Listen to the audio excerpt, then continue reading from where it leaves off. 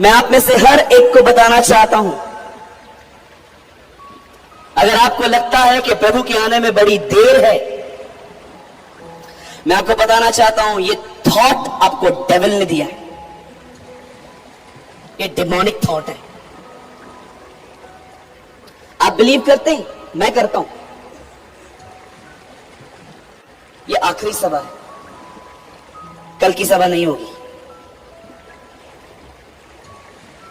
Did you believe? Yes, I believe.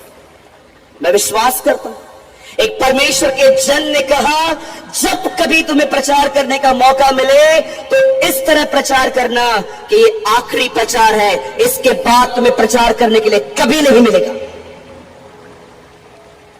जानते हो पाप कौन करते?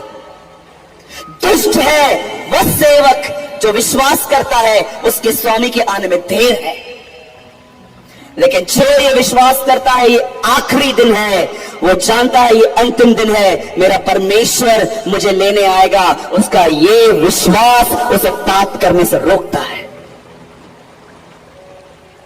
जानते हो पौल पाप से क्यों बचा? क्योंकि वो हर दिन विश्वास करता था कि प्रभु आज उसे लेने आएगा। इसलिए आपने देखा जब वो थिस्सलुनीके को लेटर लिखता है तो वो क्या कहता है? हम उठा लिए जाएंगे।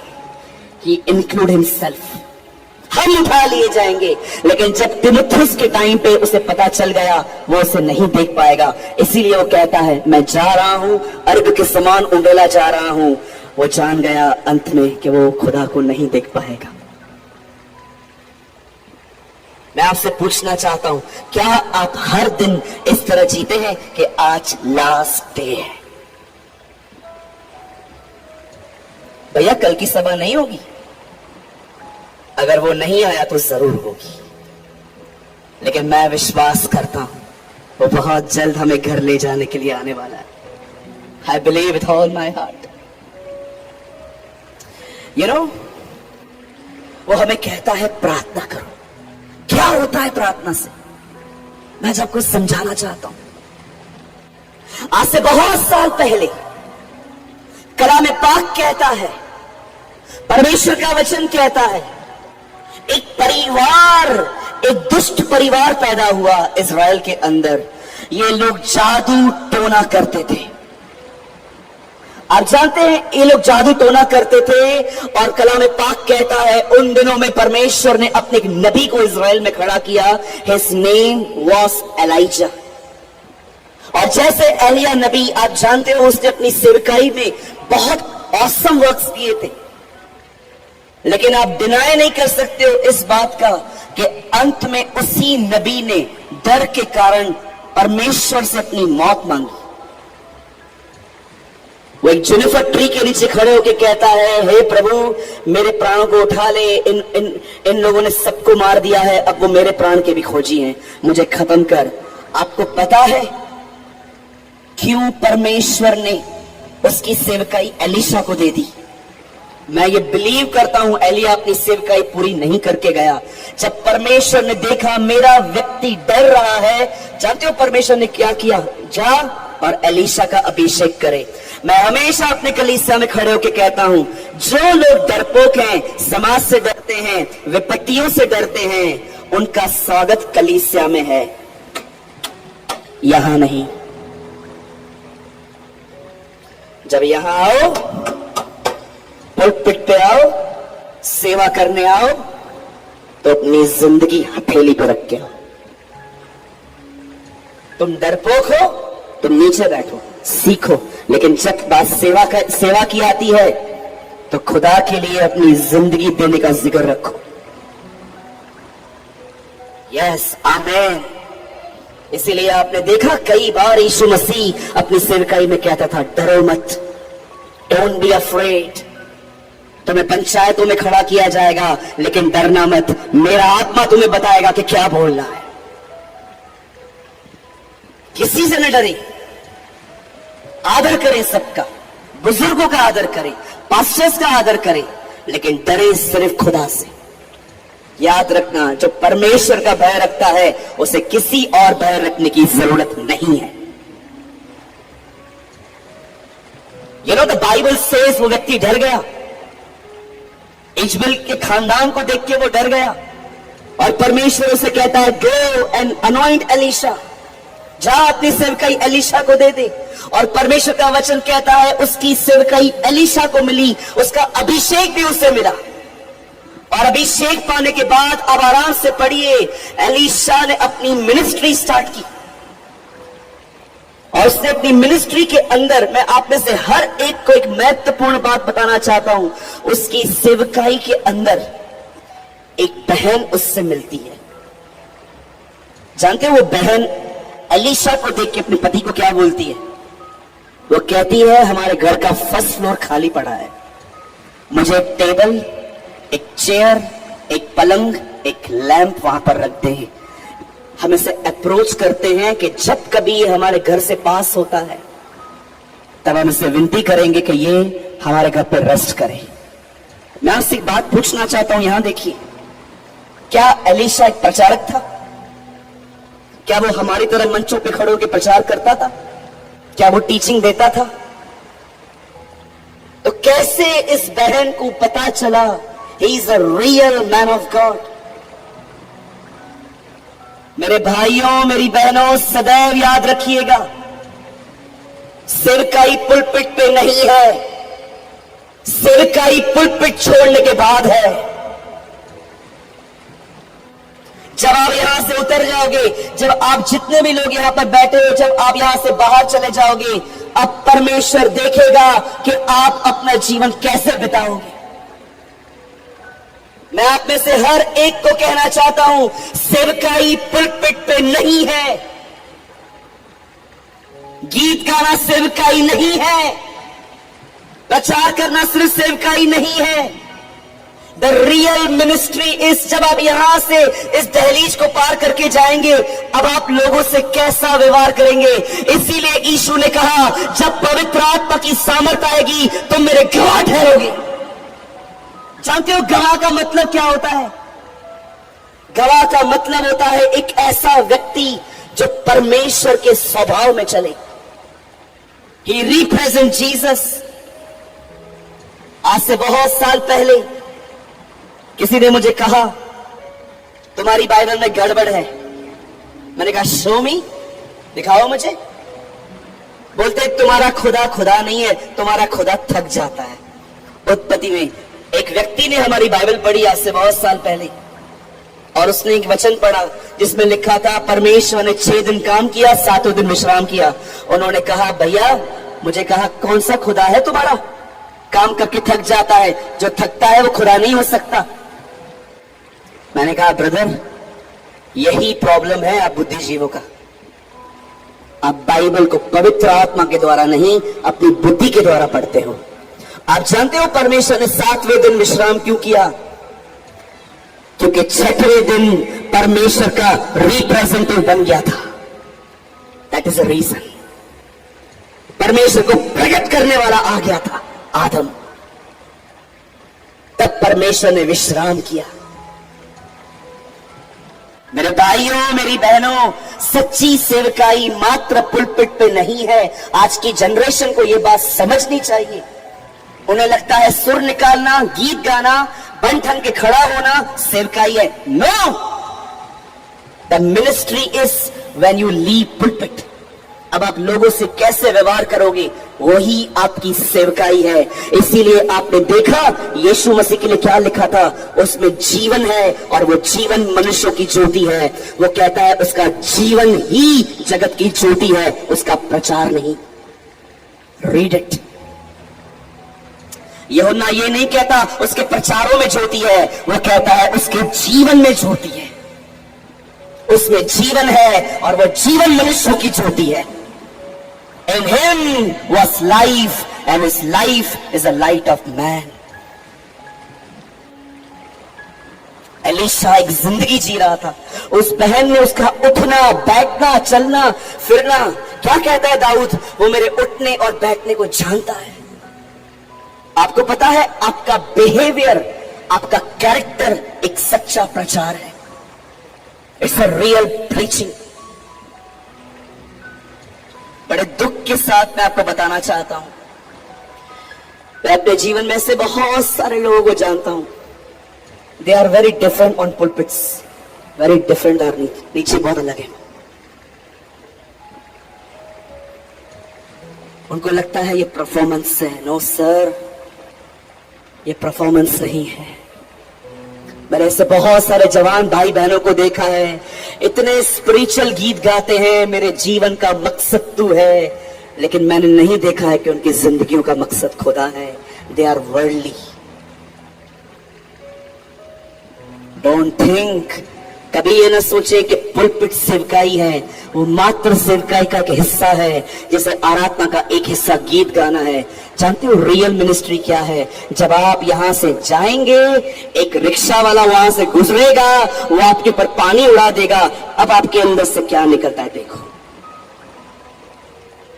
Now you will see your life. एक दिन मैंने अपने कलीसिया में प्रचार किया, नम्र बनो। और जैसे मैं घर से मैं चर्च से बाहर निकला, मेरे सामने से एक बाइक वाला चला गया और हमारे चर्च के बाहर एक छोटा सा खड्डा था, तो वहां पर पानी था। वो पानी मेरे ऊपर उड़ गया और मैंने उसको बोला, ओए! वो रुक गया। मैंने बोला, तुझे दिखाई नहीं देता? क्या हुआ साहब? अभी भी बोल रहा है क्या हुआ? हाँ, मुझे व्हाइट शर्ट पहनी थी। बोलता है सॉरी सॉरी सॉरी, अपने बाप को बोल, जा यहां से जा। वो चला गया। मुझे प्रभु ने कहा, कितने नम्र लोग है रे तू, कितना नम्र है तू। तेरे जैसे 4-5 नम्र हो ना, भारत में सारी कलीसियाएं बंद हो जाएंगी। कितने नम्र है तू, कितना। यू नो, बहुत लोग हैं मेरी तरह, वेरी डिफरेंट ऑन पुलपिट। ओह, मेरे जीने का मकसद तू है, मेरे जीने का कारण तू है। परमेश्वर ऊपर से झूठा गीत, सोमवार से लेकर शनिवार तक घूमता रहता है और रविवार को मेरे जीने। सोना भी तेरा, चांदी भी तेरी। 10 रुपए का फटा नोट कलीसिया में डालते हैं और कहते हैं सोना भी तेरा, चांदी भी तेरी। लॉकडाउन में जब बैंक पैसे नहीं ले रही थी तो लोग चर्च में डाल के जा रहे थे। यू नो, जब वो नोटबंदी आई ना, बहुत पुराने नोट निकले चर्च से। मैंने बोला बाप रे, उधर नहीं चलते, लोग इधर डाल के जा रहे हैं। गीत देखो, जिंदगियां देखो, मेरे जीने का मकसद तो है। रविवार को लोग इतना झूठ बोलते हैं, सुबह सुबह प्रभु से इतना झूठ बोलते हैं, मेरे जीने का मकसद तू है। और खुदा बोलता है, पहले नंबर का पाखंडी भी तू ही है। गीतों में भी झूठ। अर्नेस्ट मॉल जो गाते थे वैसा जीते थे। You know, John Wesley preach करते थे, चार्ल्स वेस्ली वहां पर बैठ के उनके प्रचार को सुनते थे। जो वो प्रचार करते थे उसमें से गीत निकाल के उनके भाई का प्रचार पश्चाताप पे खत्म होता था और वो खड़े होकर पश्चाताप पे गीत गाते थे। आपने देखा है आज के वर्शिपर्स को? Have you noticed? प्रीचिंग के बाद वो लोग प्रचार नहीं सुनते, चले जाते। नंबर 1 हिपोक्रेट्स, प्रथम क्रमांक के पाखंडी। भैया मुझे हर्ट हो रहा है इसलिए तो कह रहा हूं, अदरवाइज बोलूं क्यों मैं आपको? मैंने बहुत लोग देखे वर्शिपर्स प्रीचिंग सुनने के बाद रिफ्रेशमेंट के नाम के चले जाते और अंदर बैठ के मस्त च्युइंगम विंगम खाएंगे। जॉन वेस्ली के भाई चार्ल्स वेस्ली ऐसे नहीं थे। वो अपने भाई का पूरा संदेश बैठ के सुनते थे। जब उनका भाई प्रचार करता था पश्चाताप करो, उसी में से एक नया गीत निकाल के वो खड़े होके पश्चाताप के ऊपर गीत गाते थे। वो हमेशा कहते थे, मुझे हमेशा गीत मेरे भाई के प्रचार में मिलता है। What a man! कहां है ऐसे लोग आज? जानते हो वर्शिप क्या होती है? जानना चाहते हो? आज से बहुत साल पहले कुछ लोग हेरोदेस के पास आके कहते हैं, हे हेरोद, यहूदियों के राजा का जन्म हुआ है, वो कहां है? हेरोदेस घबरा गया, मैं राजा? और मेरे सामने पूछते हैं राजा कहां है? तब उनको बोलता है तुमको कैसे पता चला? Oh we saw the star, हमने तारा देखा है। कब देखा था? हमने इस समय देखा है। हेरोद कैलकुलेट करता है 2 साल पहले। तब वो फतवा जारी करता है जो भी बच्चे 2 साल पहले जन्मे हैं सबको मारो। Did you believe? जब वो जीसस के सामने आते हैं, कितने लोग ये बात जानते हैं? जब वो सामने यीशु के आए, छोटे से यीशु के सामने, तो उन्होंने यीशु के ऊपर बैठ के ऐसे गीत गाए, तो गाओ हालेलुया, तो गाओ हालेलुया। उन्होंने गीत गाया। उन्होंने गंधरस लोबान वहां पर रखा। हमेशा ये चीजें इंसान के मरने के बाद उसके ऊपर रखी जाती हैं ताकि बदबू ना आए। ये नो जीसस के सामने ये चीजें क्यों लेकर आए? क्योंकि उन पर प्रकट हुआ था इस बालक का जन्म मृत्यु के लिए हुआ है। And you know what is worship? Listen, आप बिलीव कर सकते? एक व्यक्ति से मिलने के लिए वे 2 साल ट्रैवल करके आए थे।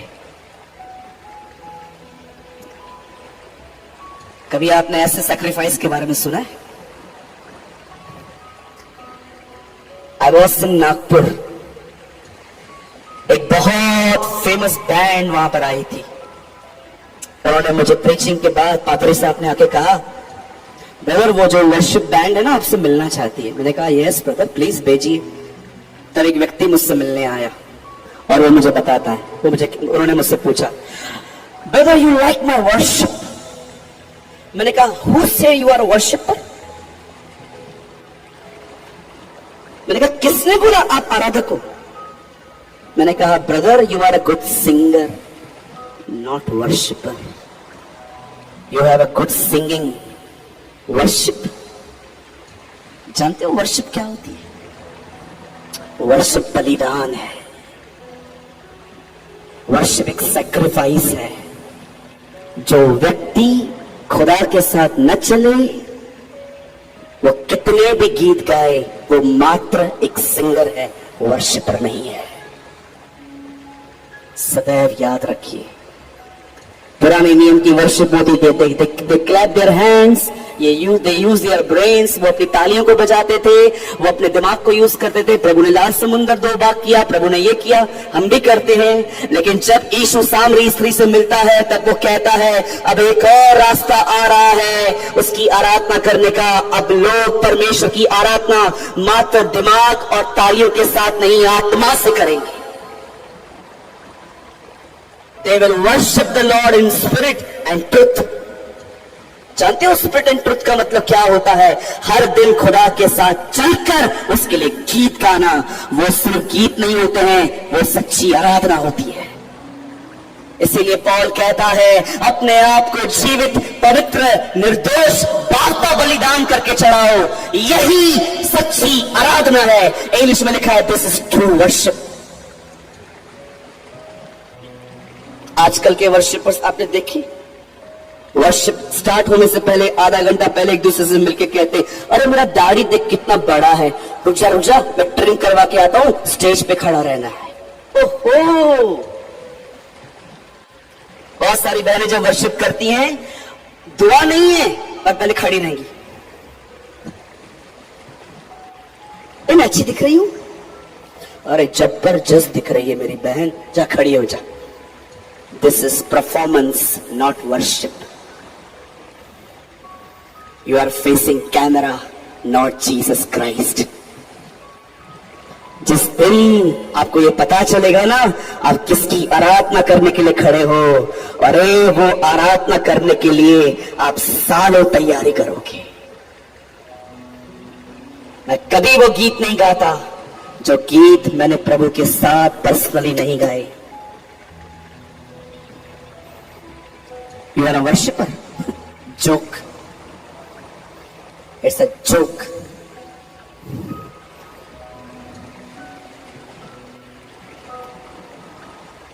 You know the Bible says, खुदा का कलाम कहता है एलीशा वो अपने जीवन के द्वारा पहचाना गया। एक दिन एक बहन उसके लिए सब अटारी पे तैयार करती है अपने हस्बैंड को बोलकर, और एलीशा जब भी वहां से जाता था, और Elisha was a decent man, वो जानता था अगर कोई हमारे लिए कुछ करता है और हम में ताकत है तो हमें भी उसके लिए कुछ करना चाहिए। उसने गहजी से पूछा, गहजी मुझे बता, he was his assistant, वो उसको पूछता है, बता इस औरत के पास क्या क्या नहीं है। अब गहजी को लोगों की बड़ी इंफॉर्मेशन होती थी, आपने देखा होगा बहुत सारे लोगों को नहीं पता है खुद के जिंदगी में क्या हो रहा है, दूसरों की जिंदगी में क्या हो रहा है। They have a whole detail. Gehazi बोलता है, एलीशा इसके पास बेबी नहीं है, she is a childless woman, इसके पास बेबी नहीं है, शी इज बैरन।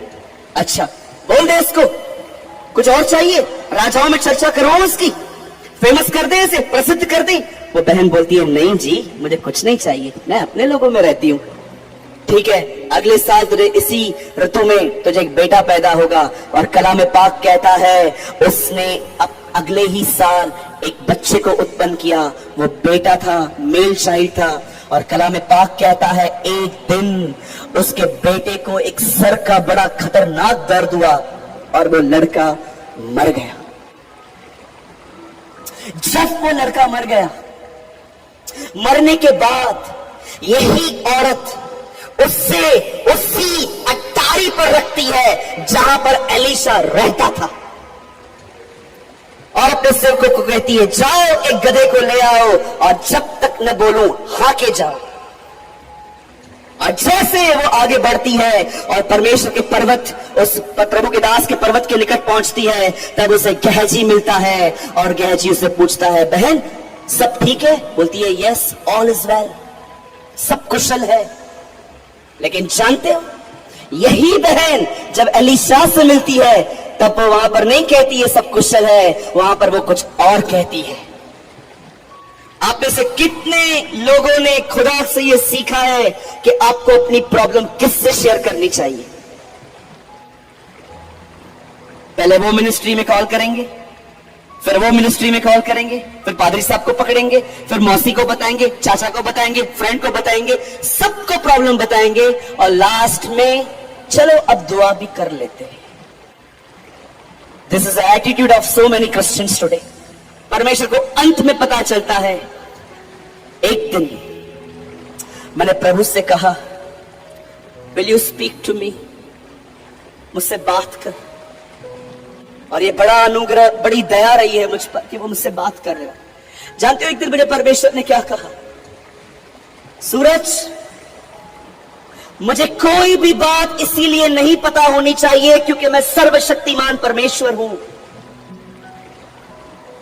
पर मुझे हर बात इसलिए पता होनी चाहिए क्योंकि तूने मुझे बताई है। मैंने कहा, लॉर्ड थैंक यू।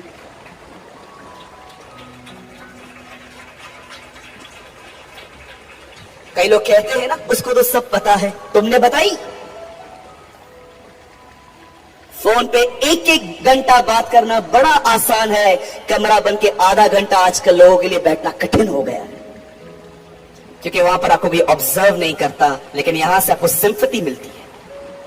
लोग आपको प्रॉब्लम सुनने के बाद बोलते हैं, नहीं नहीं सब ठीक हो जाएगा, everything will be fine, I am with you, God is with you, church is with you, whole world is with you, है ना? और अच्छा लगता है ना, लेकिन खुदा के साथ संबंध नहीं है तो इसीलिए हम बातें कर करके थक जाते हैं। कोई सुनता कहां पर है? शी नोस मुझे अपनी प्रॉब्लम किसको बतानी है। हम पूरी दुनिया को अपनी तकलीफ बता के लास्ट में फॉर्मेलिटी खुदा को बताते हैं, वो भी हमारी 5 मिनट की दुआओं में हमें 10 यॉर्निंग्स आती हैं। पिता मैं दुआ करता हूं यीशु मसीह के नाम से, आपके पास मेरी तकलीफ आती है, आप देख लेना, आप तो बड़े दयालु अनुग्रहकारी प्रभु हैं, आप चौथे दिन मुर्दों में से जिंदा हुए थे। प्रभु बोलेगा, इसको मेरे जिंदा होने की डेट भी नहीं पता। मैंने बहुतों को देखा है, पति घर से निकला, लगा फोन मां को, सब पता, मम्मी मम्मी मम्मी, हाँ हाँ हाँ, ये सांस कभी मरेगी मम्मी, तू प्रार्थना क्यों नहीं करती, तेरी प्रार्थना में असर क्यों नहीं है, तूने 2-4 के लिए पहले प्रार्थना की थी, वो सब मरे थे, ये क्यों नहीं मर रही मम्मी? खाली पति घर से निकले, ओ वो हेडफोन जो इधर तक आता है किचन के अंदर, माँ कैसी है, अच्छा ये गया? हाँ मम्मी अभी अभी गया। मम्मी इज बॉय, अभी अभी गया है। माँ बेटा क्या कर रही है? रोटियां पका रही हूं बुढ़िया के लिए। बहुत सारी बहनें हैं जिनके घरों को कंट्रोल कोई और करता है।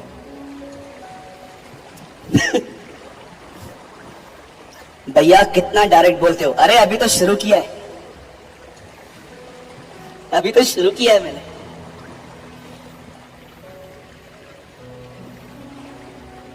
भैया इतना सत्य क्यों बोलते हो? डिप्लोमेटिक बनो ना। यीशु ने कहा तुम सत्य को जानोगे, सत्य तुम्हें स्वतंत्र करेगा। झूठ आपको बांध देगा, सत्य तुम्हें स्वतंत्र कर देगा। Always speak the truth. बिल्कुल फिक्र मत किया करो। मेरे चर्च में एक भाई आया, बोला ब्रदर शाम को थोड़ा अच्छा बात करना, एक बहुत बड़े साहब आ रहे हैं, काम हो गया तो चर्च के लिए अच्छी फंडिंग मिलेगी। मैंने कहा अच्छा तू ले तो आ।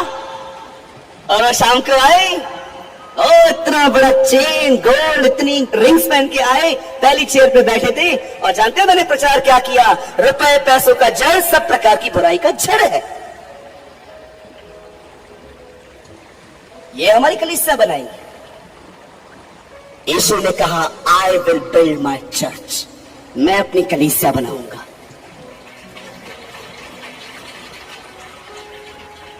झूठे नबी हैं वो लोग, झूठे प्रचारक हैं वो लोग, भेड़िए हैं वो लोग जो अमीरों से दोस्ती करते हैं ताकि उनको बेनिफिट्स हो।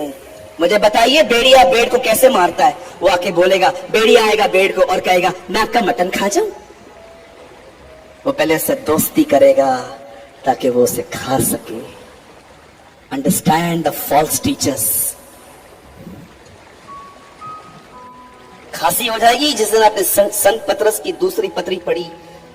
जैसे उनमें झूठे नबी थे वैसे तुम में झूठे शिक्षक भी होंगे, वो कहता है। क्या करेंगे वो? उन्हें लोभ का अभ्यास हो चुका है। वो कहता है वे लालच के बंधनों में है, कोई चीज उन्हें संतुष्ट नहीं कर सकती।